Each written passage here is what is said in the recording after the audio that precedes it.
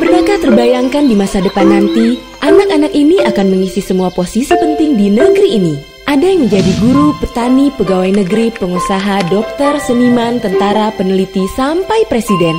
Di Indonesia saat ini, ada 90 juta lebih anak dan remaja berusia 0 sampai 19 tahun. Mereka adalah digital native atau penduduk dunia digital, yaitu generasi yang sejak kecil sudah terbiasa dengan kecanggihan teknologi digital. Namun, kondisi umum anak dan remaja tersebut saat ini dalam kondisi memprihatinkan. Mereka blas, hidup mereka membosankan, mereka kesepian, mereka memendam amarah dan rasa takut, mereka tertekan dan lelah dengan keadaannya. Mengapa? Karena mereka dipaksa mampu baca tulis hitung sejak usia sangat kecil. Perhatian orang tua hanya pada pelajaran semata. Beban pelajaran sangat berat, belum lagi jika mengalami kekerasan di sekolah. Ia kesepian, tidak tahu harus curhat pada siapa.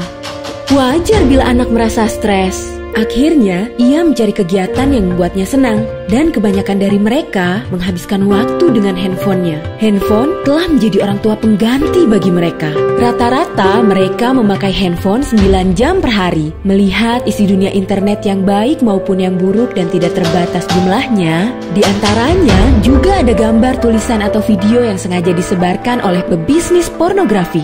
Menurut ahli terapi kecanduan pornografi, Mark B. Kestelman, pebisnis pornografi mengincar anak-anak blast sebagai target utama bisnis mereka. Saat belum ada internet, pornografi ibarat makanan beracun. Kita hanya akan keracunan jika memakannya.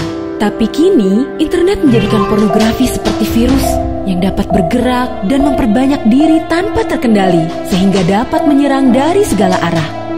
Mark benar, terbukti dari penelitian Yayasan Kita dan Buah Hati, pada tahun 2014, 92 dari 100 anak kelas 4, 5, dan 6 SD telah melihat pornografi. Kita mengira anak akan cepat lupa apa yang dilihatnya, padahal otak mereka seperti spons. Mereka mampu mengingat apa yang mereka lihat walaupun hanya sekilas. Sayangnya, bagian otak anak yang mampu membedakan baik dan buruk belum berkembang sempurna.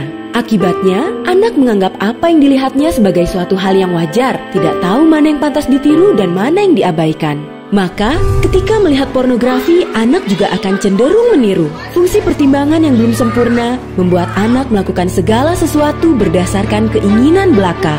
Inilah sebabnya pornografi internet menjadi jauh lebih bahaya. Sadarkah bahwa anak kita adalah target pebisnis pornografi? Apa kita tahu apa saja yang terjadi dalam hidup anak kita? Keringnya hubungan orang tua dan anak, orang tua kurang sensitif terhadap pornografi, dan kebiasaan orang dewasa yang menganggap pornografi sebagai humor adalah situasi yang sebenarnya sangat membahayakan bagi anak. Bencana yang paling besar adalah ketika para orang tua tidak sadar ada bencana.